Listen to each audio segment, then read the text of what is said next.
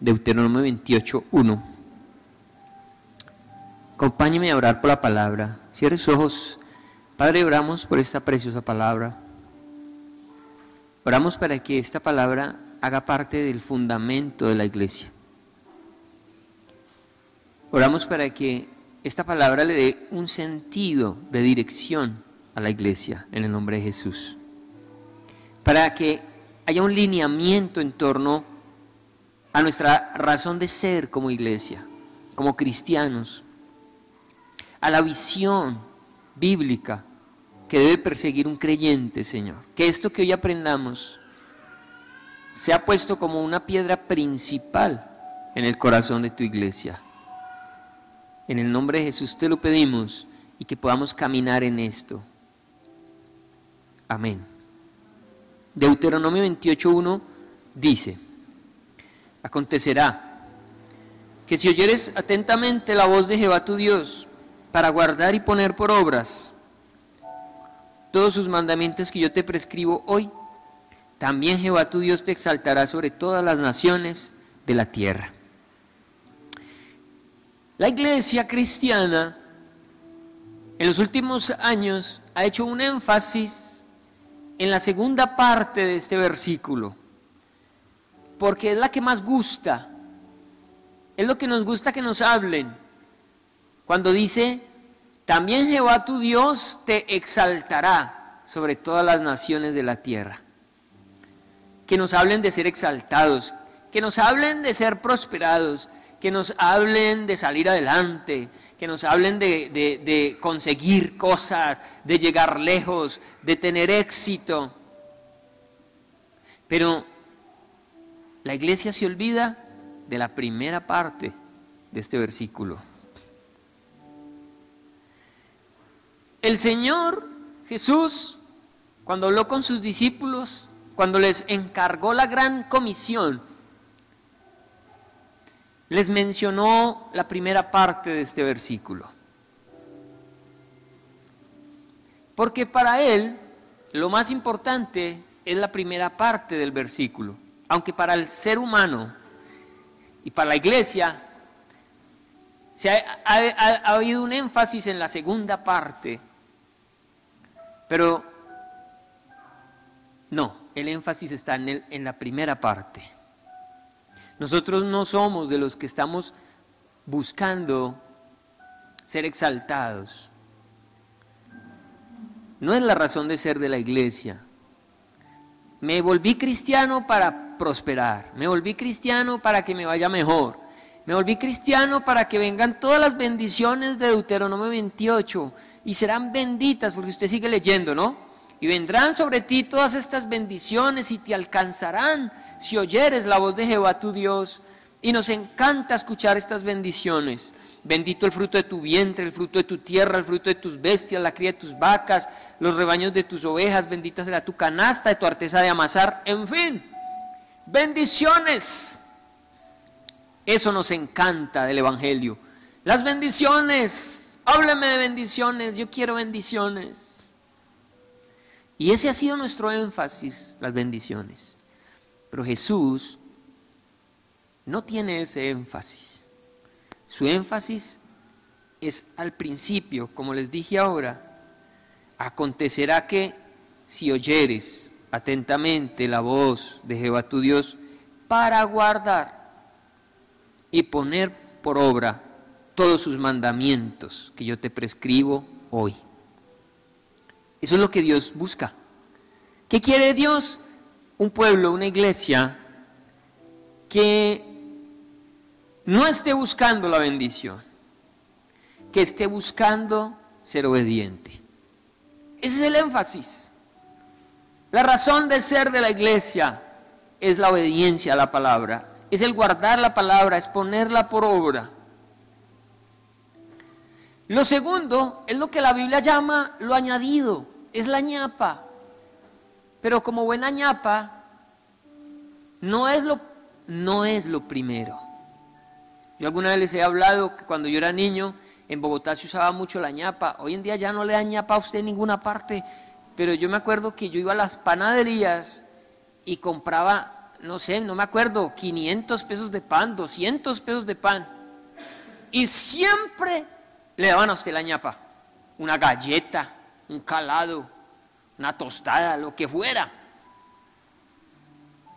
Pero jamás yo decía, deme 500 pesos de ñapa. Porque yo iba por el grueso, por lo grande. La ñapa es lo añadido. Pero la iglesia vive por la ñapa. Se trasnocha por la ñapa. Se esfuerza por la ñapa y se olvida del grueso.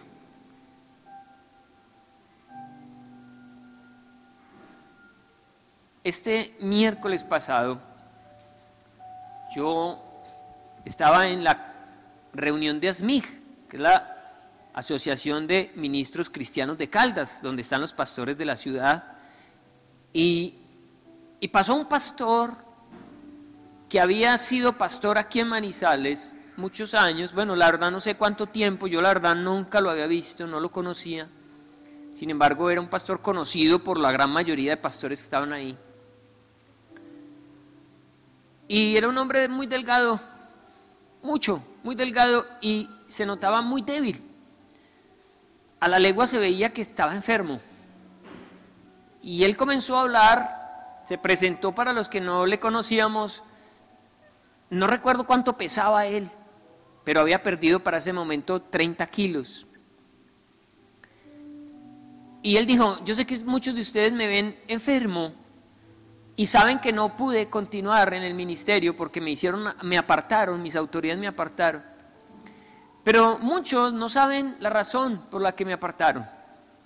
Y han dicho que es porque estoy en pecado, porque le fui fiel a mi esposa, o porque me robé los diezmos de la iglesia, o por cualquier cosa. Pero yo vengo aquí para decirles a ustedes, y mi familia es testigo, dijo él, y pastores de aquí son testigos, de que yo no he pecado, de que estoy enfermo y de que he tenido que dejar el ministerio ya más de un año porque Dios tiene un propósito en mi vida. Y ha sido muy duro para mi familia, para mis hijos sobre todo, decía él, preguntarse por qué mi papá, que es todo un pastor, tiene que estar enfermo, tiene que dejar el ministerio, tiene que quedarse en su casa, recluido. Y él tratando de que la fe de sus hijos no se viera quebrantada por esa situación, sino que sus hijos siguieran creyendo en un Dios bueno y misericordioso. Él dijo, aunque mi enfermedad no es a causa de ningún pecado, sí entiendo yo, dijo él, esa razón de que Dios me está enseñando algo.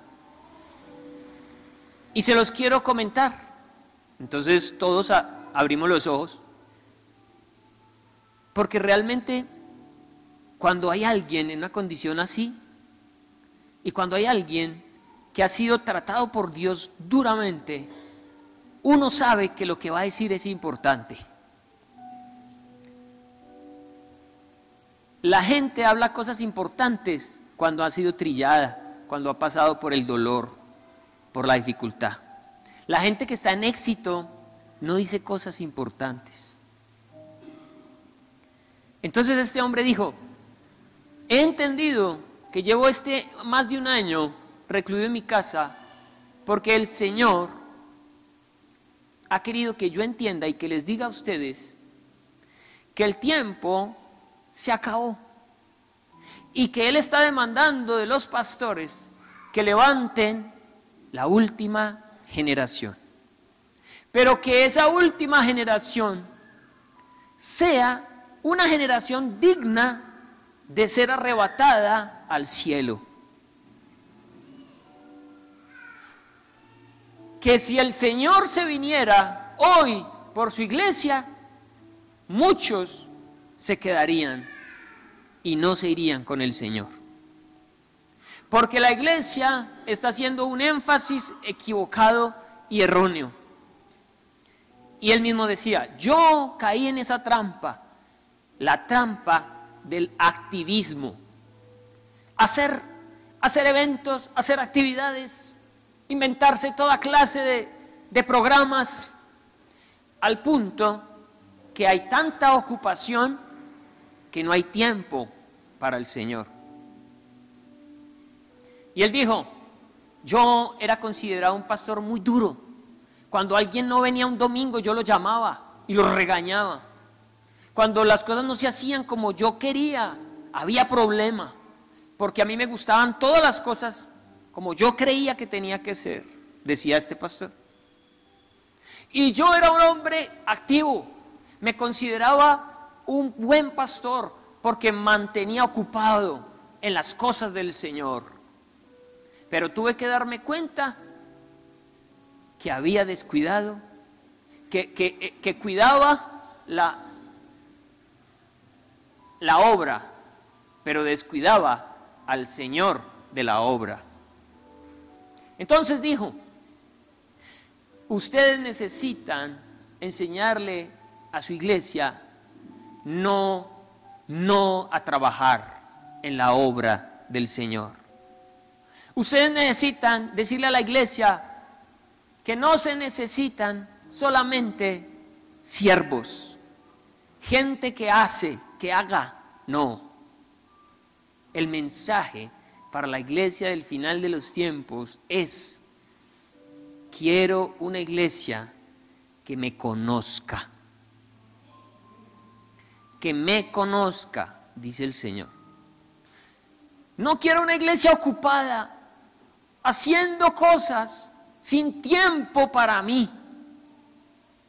No quiero una iglesia tan llena de actividades que ya la puerta del lugar secreto no se cierra para estar conmigo. No quiero una iglesia que sirve y sirve y sirve y no saben a quién sirven. No quiero siervos que hagan, quiero siervos que sean. Porque no se trata de hacer, se trata de ser. Porque cuando el Señor venga por su iglesia, no va a preguntar quién es el que más trabaja aquí. ¿Sabe qué es lo que Él va a decir? Apártate de mí, porque nunca te conocí. Porque si yo no te conozco, estoy completamente seguro que tú no me conoces a mí. ¿Y qué le dirán muchos? Señor, pero es que en tu nombre echamos fuera demonios, sanamos enfermos, resucitamos muertos. Y el Señor les va a decir, lo siento mucho, pero no los conozco. ¿Quiénes son ustedes?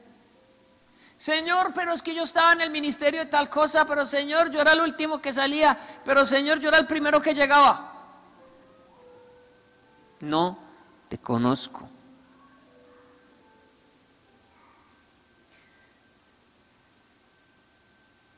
Entonces a mí me impactó mucho el testimonio de este hombre. Y como hemos venido hablando acerca de la obediencia y de los resultados de la obediencia, es importante que no nos fijemos en los resultados, en la ñapa, que nos fijemos en el grueso, en conocer a Dios. ¿Cómo se lo dijo Jesús a sus discípulos? Este mismo versículo, ¿cómo Jesús se los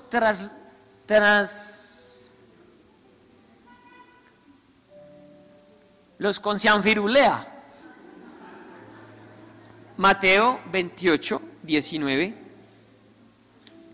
Este es Deuteronomio 28 y el otro es Mateo 28. Para que se acuerde, puros 28.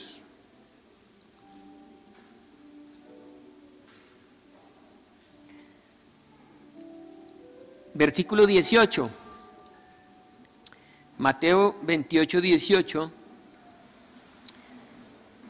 Reúne Jesús a sus discípulos antes de subir al cielo y les dice, y Jesús se acercó y les habló diciendo, toda potestad me es dada en el cielo y en la tierra. Por tanto, id y haced discípulos a todas las naciones, bautizándolos en el nombre del Padre y del Hijo y del Espíritu Santo. Y aquí es donde viene, enseñándoles que ¿qué? Que guarden. ¿Qué decía Deuteronomio 28? También, que guarden y pongan por obra.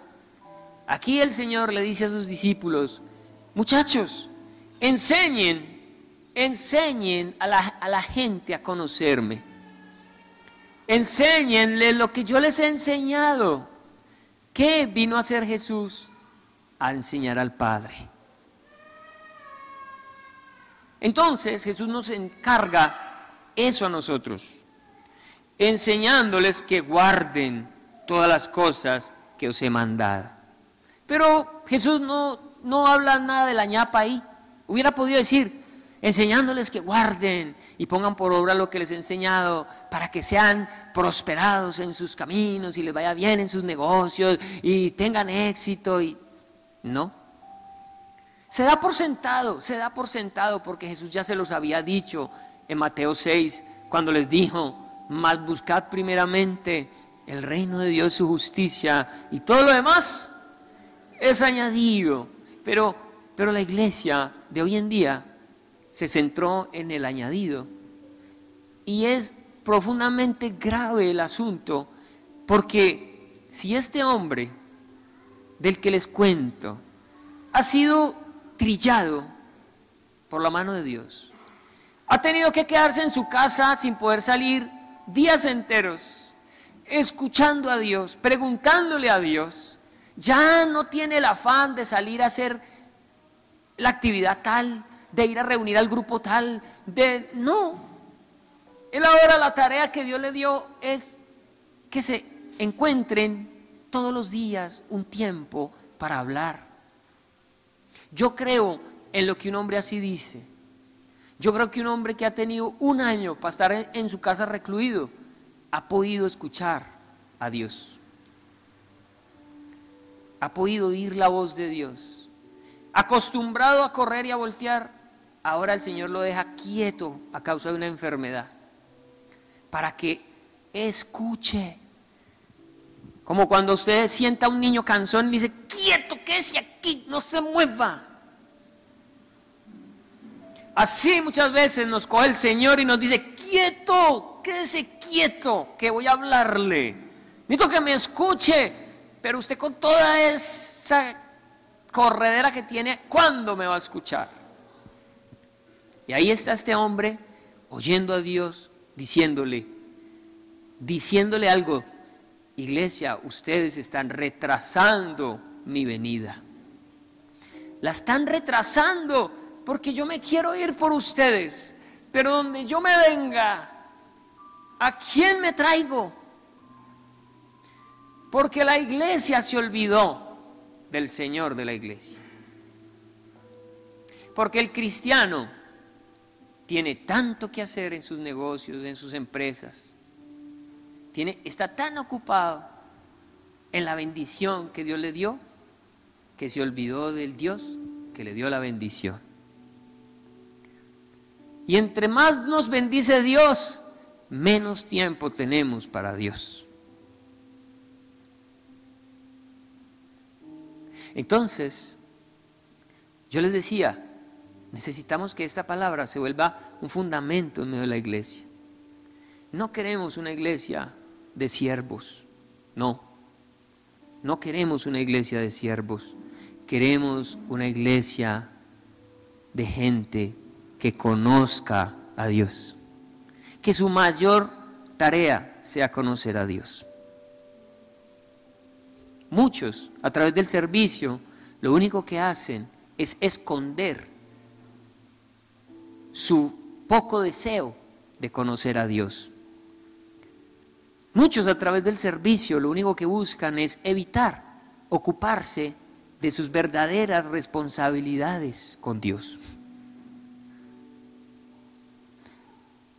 Y pensamos que lo estamos haciendo bien. Pero si usted busca en la palabra,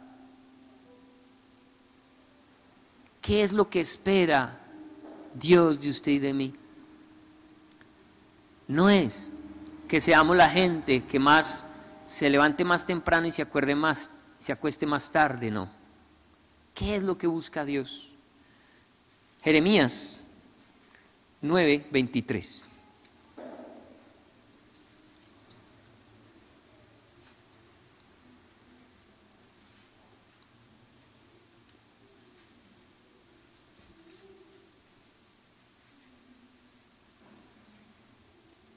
Jeremías 9:23. Así dijo Jehová: no se alabe el sabio en su sabiduría.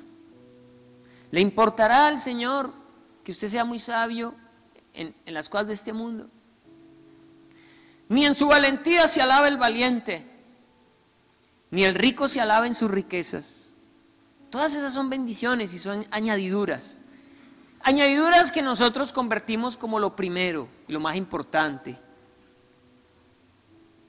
Alabarse por nuestra riqueza, por lo que hemos alcanzado, nuestros logros. No, el Señor dice: mas alabes en esto el que se hubiere de alabar, en entenderme y conocerme. El Señor está buscando quien lo quiera conocer. Quien lo pueda entender. En eso sí nos podemos alabar. En entenderlo y conocerlo. Que yo soy Jehová, que hago misericordia, juicio y justicia en la tierra, porque estas cosas quiero, dice Jehová.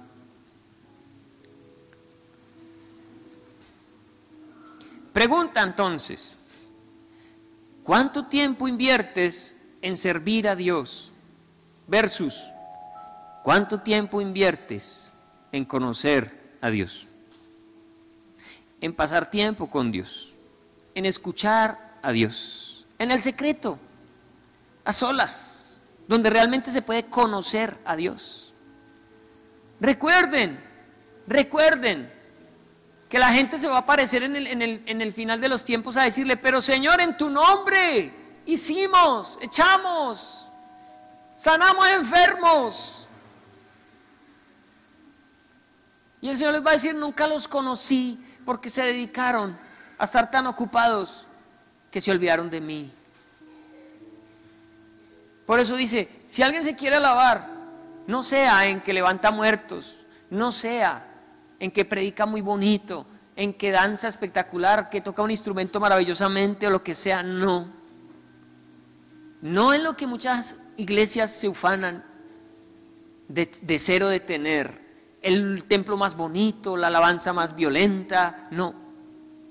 Porque lo que realmente descresta a Dios es cuánto le conocemos.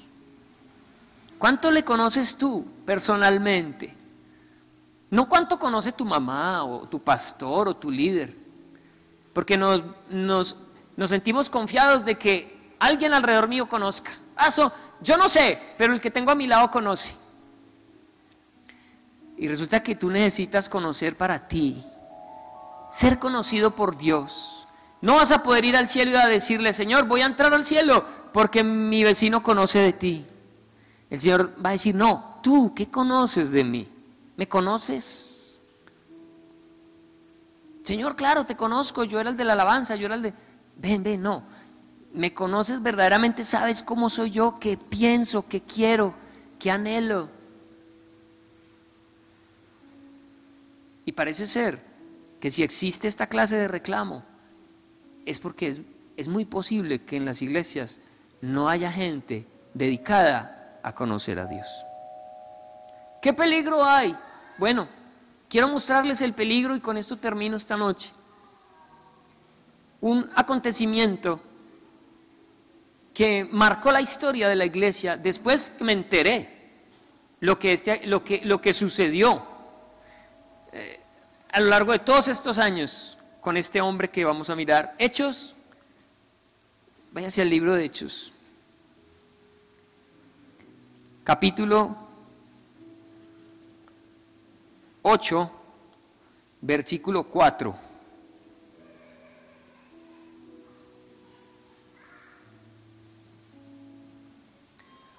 Lo preocupante que es que una iglesia se ocupe en hacer antes que en ser. Necesitamos ser.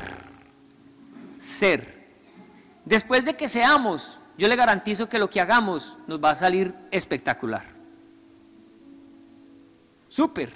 Después de que tú seas para Dios, lo que hagas va a glorificar a Dios.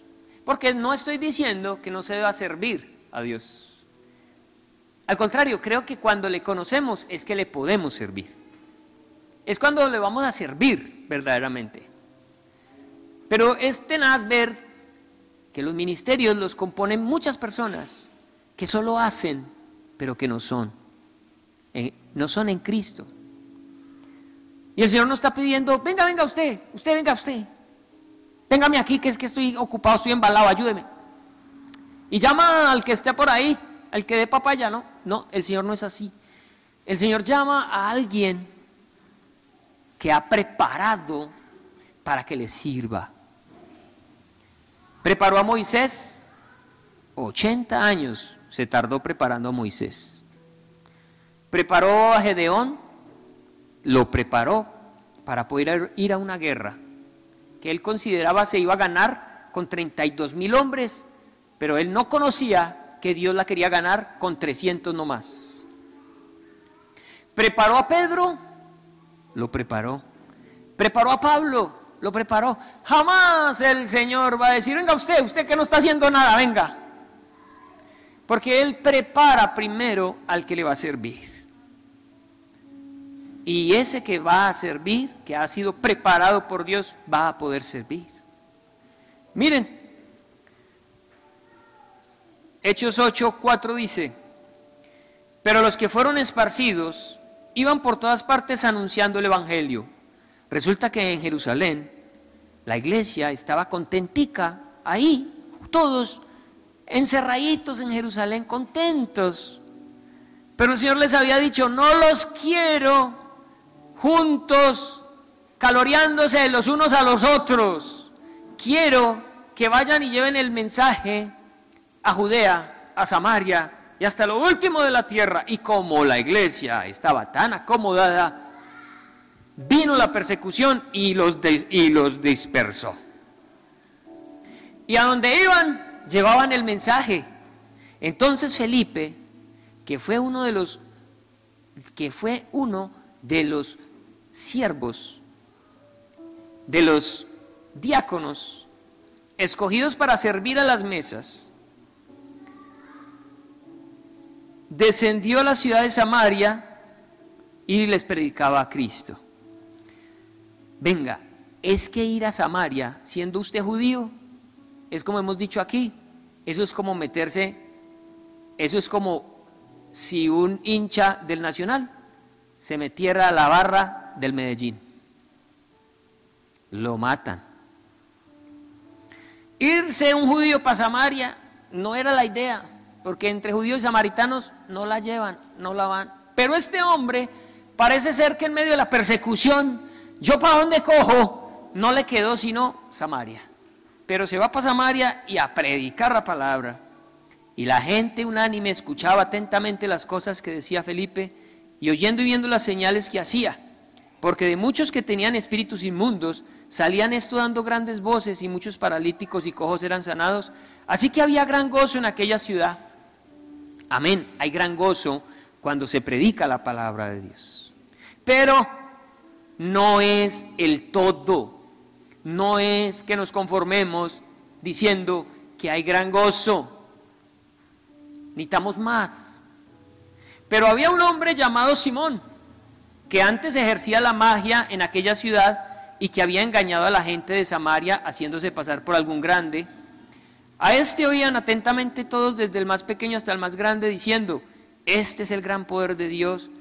Y le estaban atentos porque con sus artes mágicas les había engañado mucho tiempo.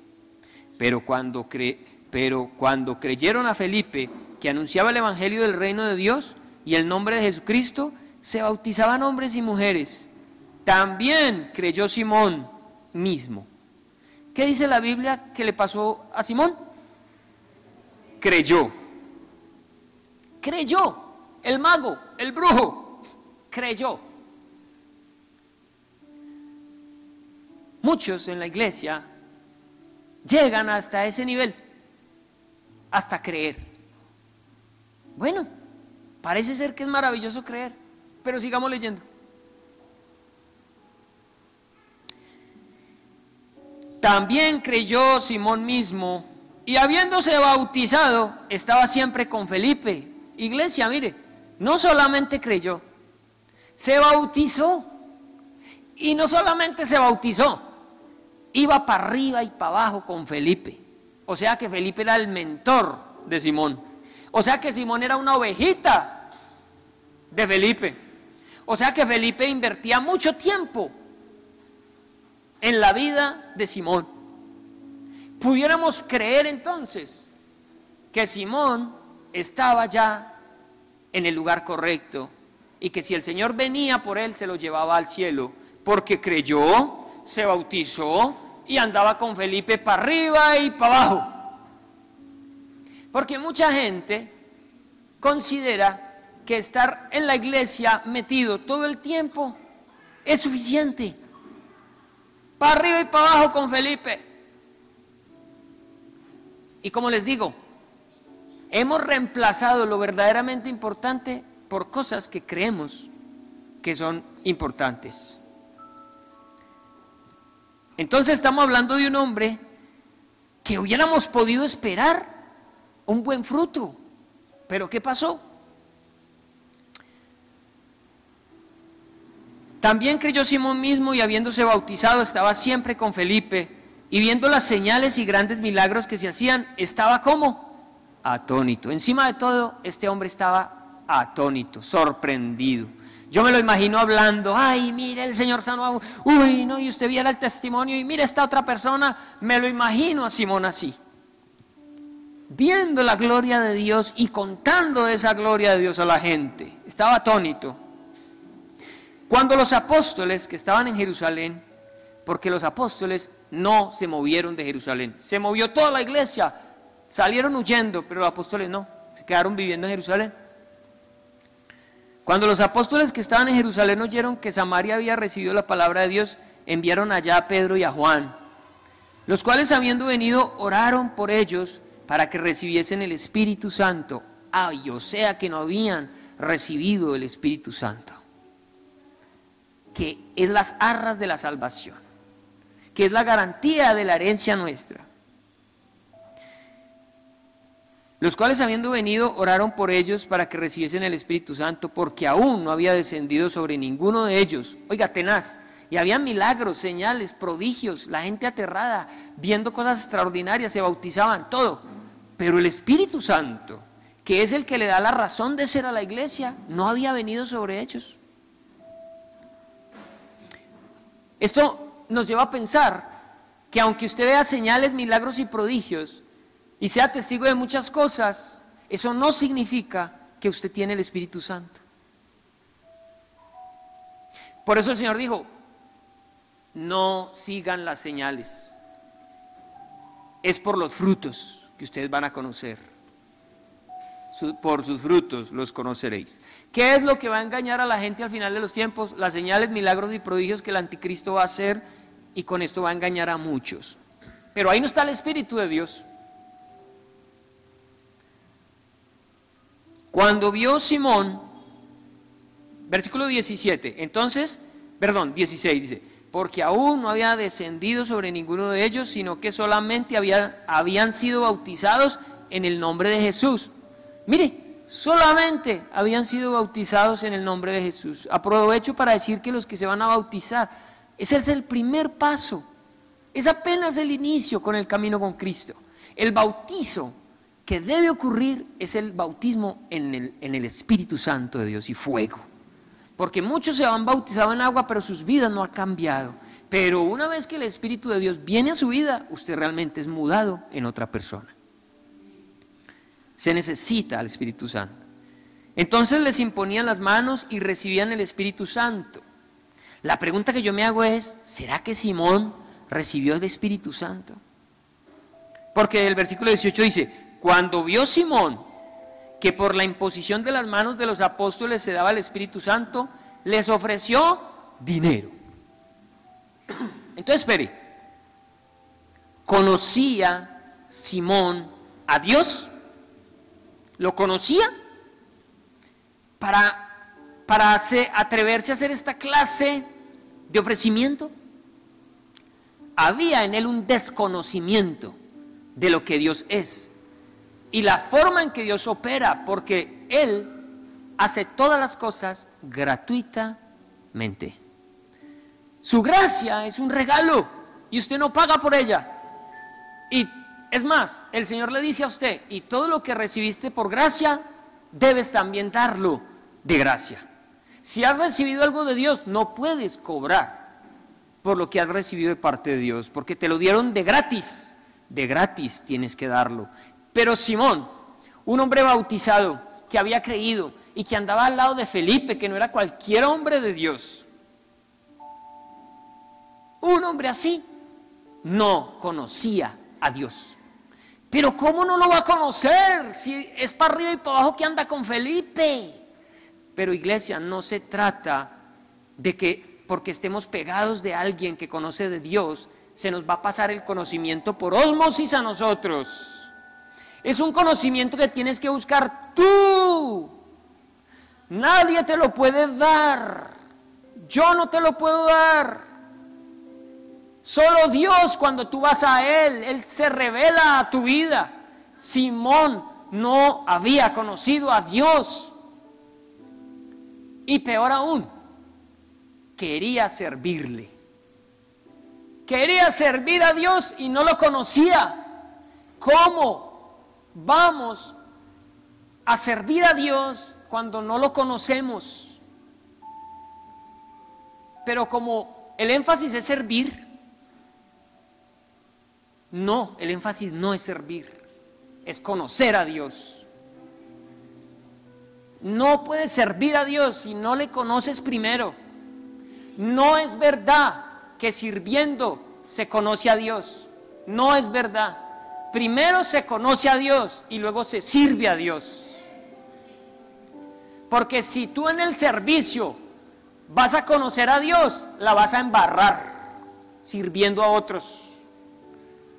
Por eso es tan importante que los siervos de la casa de Dios se preparen primero. Cuando los discípulos llamaron a Felipe, a Esteban, a Nicanor, a Prócuro, a todos estos para que sirvieran a las mesas, miren el ministerio, servir a las mesas, dijeron, busquen entre ustedes, ojo que no dijeron, busquen entre ustedes quién nos puede ayudar a servir a las mesas, busquen quién está desocupado, para que nos ayude a servir, no, busquen entre ustedes varones con 3 características: llenos del Espíritu Santo, llenos de sabiduría y de buen testimonio. No, ellos no lograron esas 3 características sirviendo, no, ellos ya las tenían.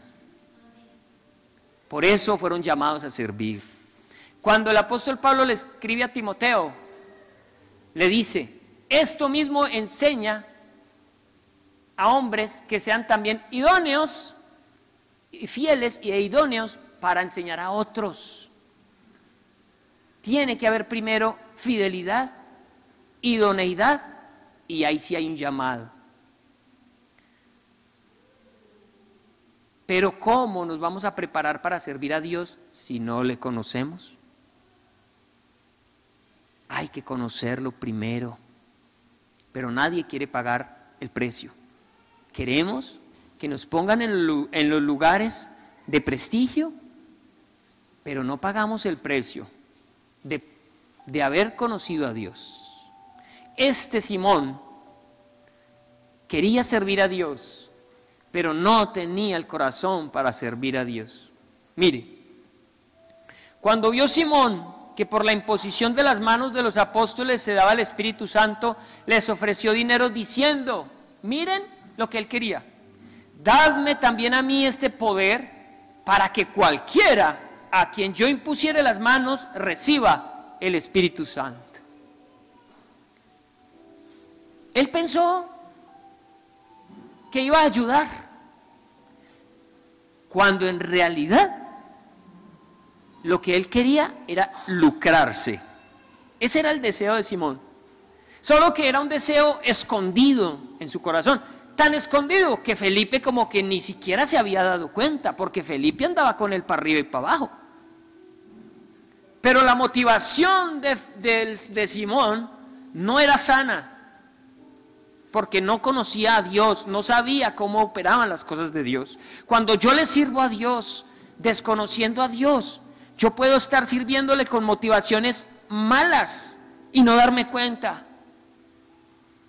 Quiero el aplauso de la gente, el reconocimiento de la gente, quiero sentirme importante, quiero sentirme útil.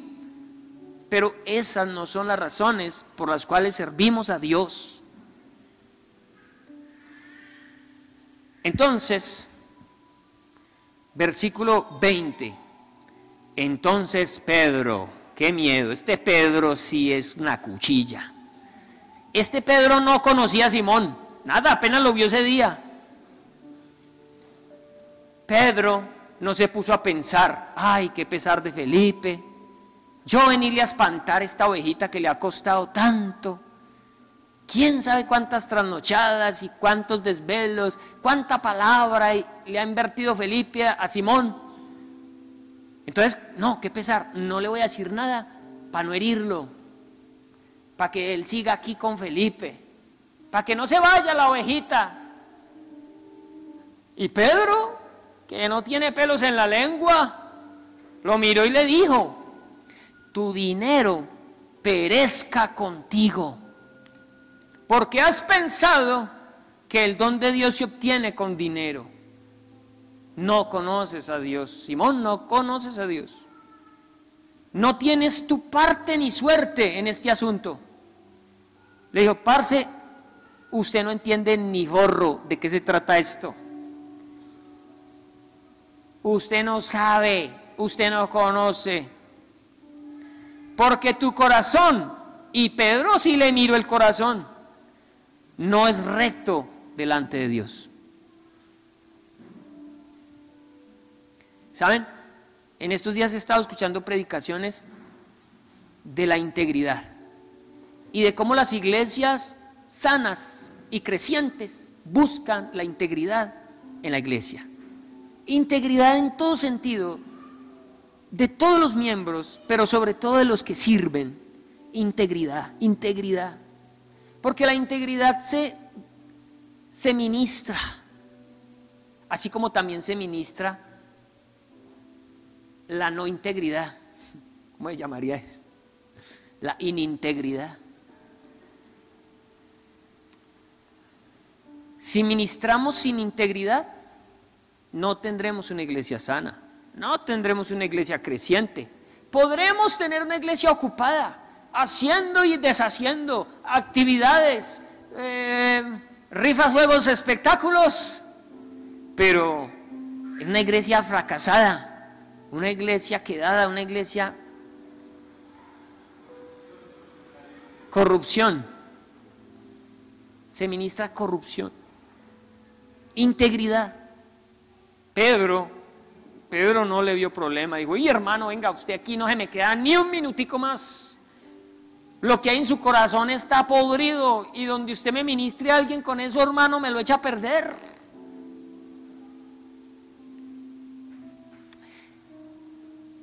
Arrepiéntete, pues, de esta tu maldad y ruega a Dios si quizá te sea perdonado el pensamiento de tu corazón. Y a mí me sorprende ese quizá, porque es que sabemos algo, y es que el Señor perdona todos nuestros pecados, pero ese quizá es una cosa seria.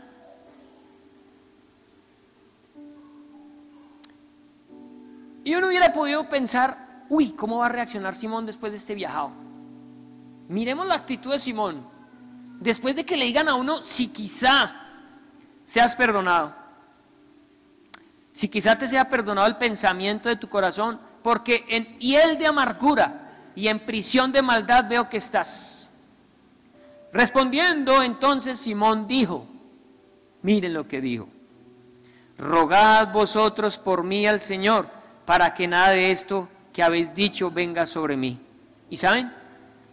Esa frase no indica arrepentimiento. Esa frase no es de arrepentimiento. Esa frase es de miedo a recibir las consecuencias del pecado. Y eso no es arrepentimiento.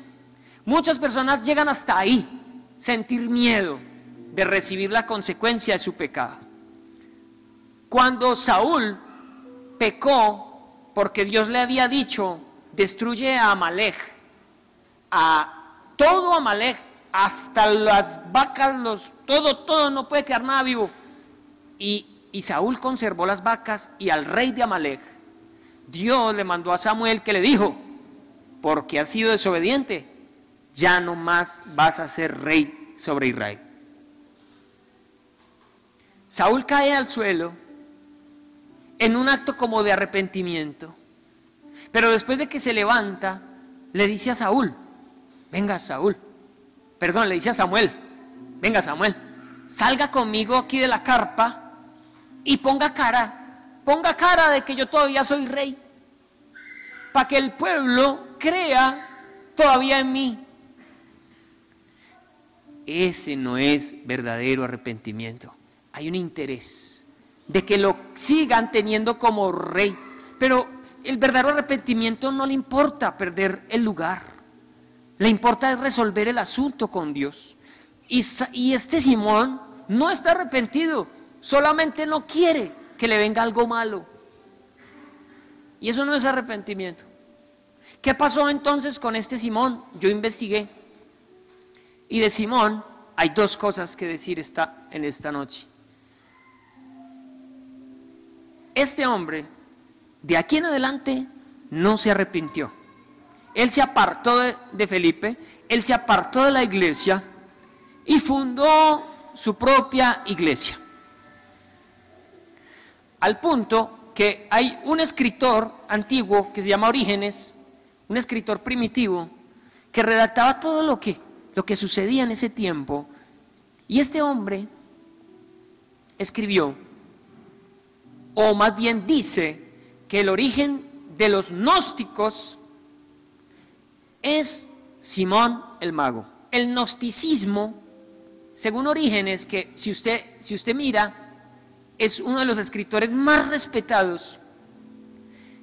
Este hombre dice que en este mago Simón se originó el gnosticismo, que ha hecho que hoy en día la gente se pierda escuchando filosofías, historias, cuentos de metafísica, cuentos de magia, de brujería, y se olviden del Señor. El gnosticismo es una falsa doctrina, es satanismo. Este Simón siguió con su cuento de magia, pero ahora lo hacía en tres vertientes. Usaba el judaísmo, usaba el cristianismo y usaba el paganismo. Imagínense la religión que fundó Simón.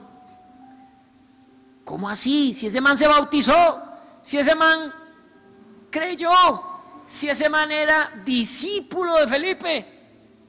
Pues ese hombre fundó, según Orígenes, el gnosticismo, combinación de paganismo, judaísmo, cristianismo.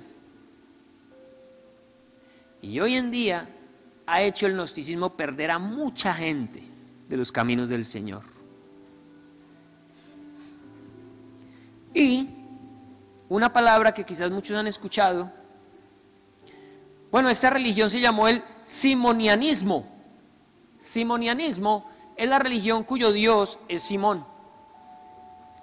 Pero también hay una palabra que se usa mucho en la Iglesia Católica que se llama simonía o simonismo. La simonía es la pretensión de la compra o venta de lo espiritual por medio de bienes materiales. ¿Cómo sería la influencia de Simón? Que hoy en día en nuestra lengua española y en el hecho mismo de del contexto religioso, existe una palabra que se llama simonía y que se originó en este señor Simón, que consiste en la pretensión de la compra o venta de lo espiritual por medio de bienes materiales. Incluye cargos eclesiásticos, o sea, comprar cargos eclesiásticos, comprar sacramentos, comprar reliquias, hacer promesas de oración, hacer votos. Lo hemos hablado aquí, Señor, te voy a dar tanto si tú me haces este milagro. Ojo, ojo, porque ese es el espíritu de Simón. A Dios usted no le tiene que comprar nada. Usted solo necesita creer.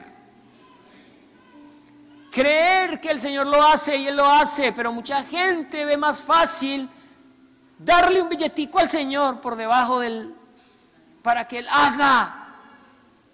Eso es simonismo. ¿Simonismo? ¿Cómo se llama? Simonismo o simonía. Y eso ha calado en medio de nosotros. Señor, si tú me haces este milagrito, yo voy todos los domingos a la iglesia, Señor. Y hacemos unos negocios con el Señor para convencerlo de que Él me dé lo que yo le estoy pidiendo. Pero ¿qué aprendíamos el lunes en la vigilia? Llamad y se os abrirá. Buscad y hallaréis. Pedid y se os dará. Usted no encuentra ahí que dice, págueme y le doy, negociemos. Se nos metió el simonismo. Miren, un hombre que pretendía servir a Dios, pero no conocía a Dios. El Señor nos está despertando en esta iglesia a levantar un liderazgo que conozca a Dios, a garantizar que las personas que están en los ministerios conozcan al Dios que ministran. No porque sea músico o va a tocar un instrumento y no conoce a Dios, de nada nos sirve. Necesitamos conocer al Dios al que servimos. Necesitamos. Eso hará que apresuremos la segunda venida de Cristo. Eso haremos que el Señor se pueda venir por usted y por mí con tranquilidad y confianza. Porque nos hemos dedicado a conocerle, no a servirle, no, a conocerle. Porque le garantizo que una vez que usted le conozca, usted le va a servir. Por eso, amada iglesia, con los pastores que me acompañan, hemos estado en una búsqueda para que el Señor nos ayude a tomar decisiones en torno a que tengamos un ministerio de personas que conozcan al Señor. ¿Eso significa que van a ser perfectas y que no van a fallar? No. No estamos pidiendo perfección, porque ninguno podría estar en este lugar. Simplemente estamos buscando gente que le conozca, que pase tiempo con Él, que le pregunte a Él, que le indague, que cuando peque pueda salir a la luz y no esconder su pecado, que pueda ministrar con libertad al pueblo de Dios, que cuando caiga pueda ser restaurado, porque puede caer, pero que cuando caiga diga, me caí, ¿quién me levanta?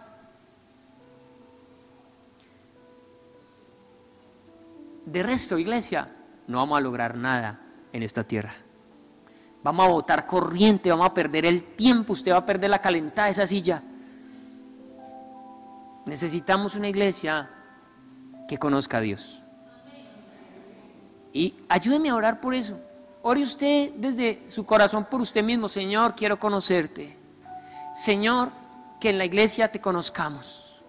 Por favor, Señor, llévanos a conocerte. Te necesitamos. Quiero conocerte, Señor. Que esa sea su oración, que sea la mía. Que todos podamos decirle, Señor, yo te quiero conocer. Yo quiero conocerte más. Yo quiero saber al Dios al que sirvo. A mí me sorprendió escuchar que si el Señor se viniera hoy por su iglesia, quién sabe qué porcentaje se quede.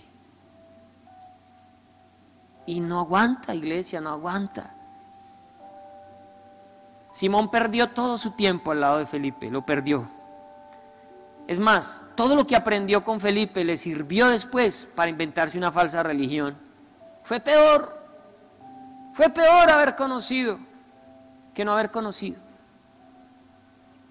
El juicio va a ser mayor cuando hemos conocido a Dios y nos hemos apartado. Necesitamos ponernos las pilas con el Señor. Que el Señor nos ayude. Menos mal que esto no depende de nuestras fuerzas. Depende de nuestra disposición nomás. Disponernos a conocerlo. Anímese cuando lo invitemos a las oraciones. Mire, sáquele el cuerpo a cualquier actividad, la que quiera de la iglesia, pero no le saque el cuerpo a la oración. Porque ahí es donde conocemos a Dios. Orando, pasando tiempo con Él y a través de su palabra. ¿Quiere aprovechar el tiempo bien? Use la palabra, que le hablen de la palabra. Pongámonos de pie.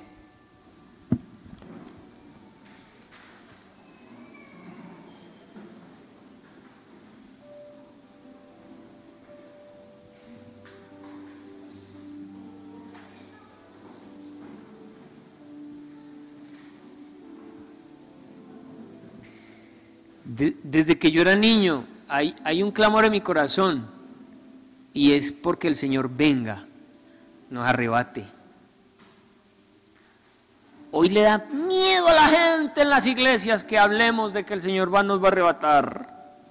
¡Qué miedo! No hablen de eso. Cuando el Señor dice, no, al contrario, pidan que yo venga, apresuren mi venida. Pero la estamos deteniendo, la estamos demorando, iglesia. Necesitamos irnos con el Señor. Amén. Necesitamos irnos con el Señor. Allá está nuestra gloria. No en esta tierra. Amén. Si usted disfruta de esta tierra, gloria a Dios, pero no estamos para poner los ojos en la tierra. Necesitamos ponerlos en el cielo. Que hoy viniera el Señor, que en este momento viniera el Señor. Que nos cogiera arrepentidos. Amén. Ojalá el Señor se viniera un domingo a las 10 de la mañana. No, mentira. A las 10 se queda más de uno que no ha llegado a la iglesia. Me incluyo. Póngale a eso de las 11:15. Que se venga el Señor un domingo a esa hora. Ah, una belleza.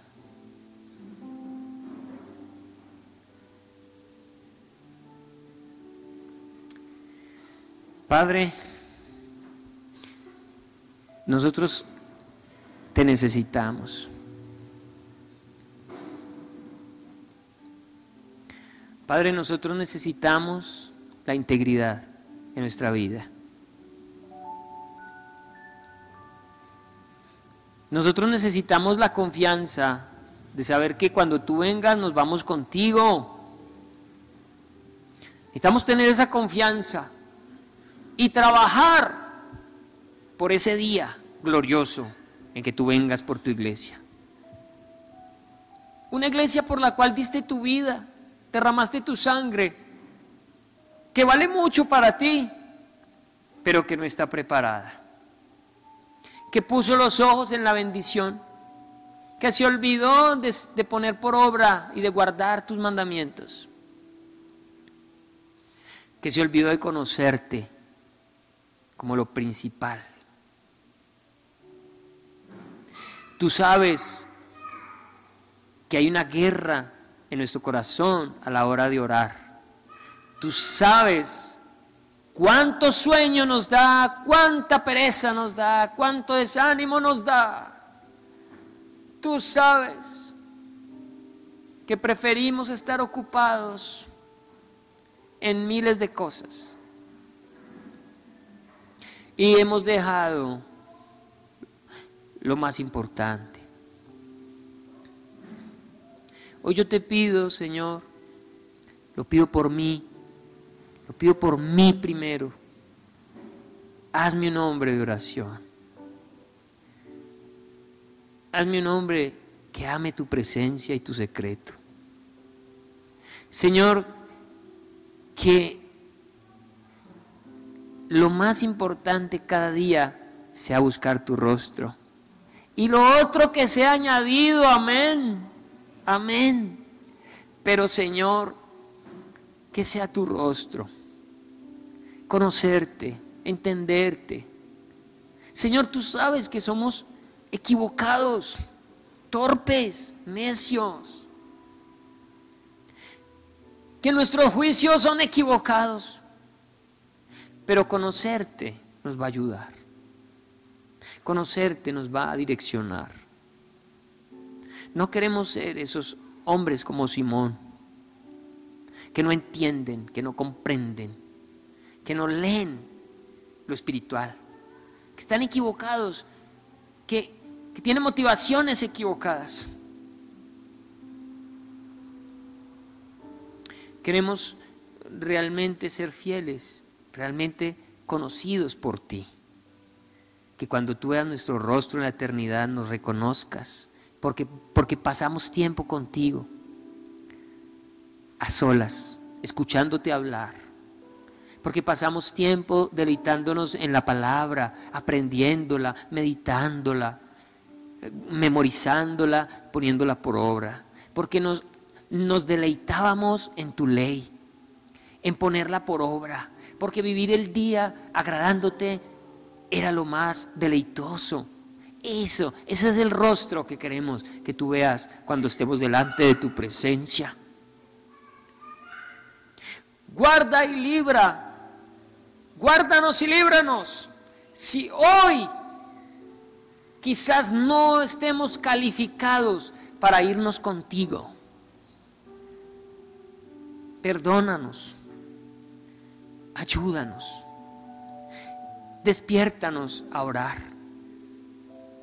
inquiétanos a orar, a pasar tiempo contigo. Yo te doy gracias por el ministerio de intercesión de esta casa. Gracias por cada personita que se ha empezado a tomar en serio la oración. Bendito seas, porque desde que ellos están orando hemos visto milagros, hemos visto cosas buenas, hemos visto tu poder actuar en la casa.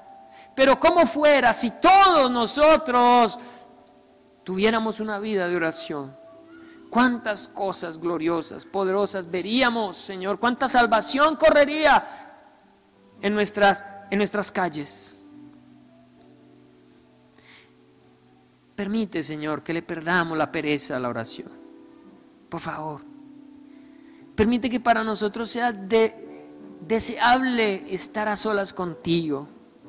Como tú, Jesús, después de pasar un día trajinado, cargado, no te ibas a dormir sin antes buscar a tu Padre. Como te levantabas aún de noche y buscabas el rostro del Padre. Señor, nosotros hoy hemos dejado ese lugar. Por favor, ayúdanos a deleitarnos en tu presencia, en oración. Que ninguno de nosotros se esconda detrás del servicio. Que ninguno de nosotros se ponga la máscara del servicio. Que seamos verdaderos, Señor, legítimos, que no tengamos nada que ocultar, nada que avergonzarnos. Y si hemos pecado, abogado tenemos para con el Padre a Jesucristo el justo, a quien podemos acudir y pedir perdón y arrepentirnos y apartarnos de nuestro pecado. Pero con un deseo de santificarnos, con un deseo de agradarte cada día, con un anhelo por hacer las cosas bien. Fallaremos, seguro que sí, pero va a ser más grande el anhelo, va a ser más grande el deseo, va a ser más importante la meta de caminar a tu lado.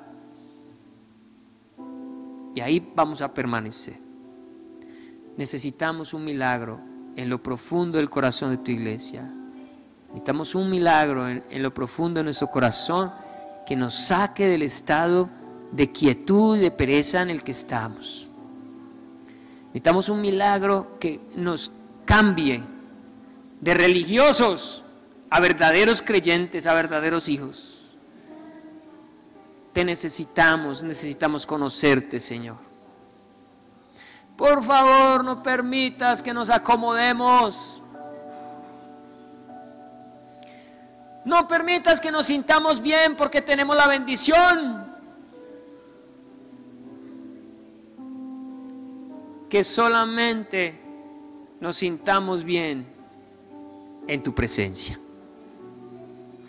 Que ese sea nuestro lugar anhelado y favorito, Señor. Síguenos hablando, por favor. Síguenos inquietando en torno a este tema porque lo necesitamos. En tu santo nombre, Jesús. Te lo pedimos. Amén y amén.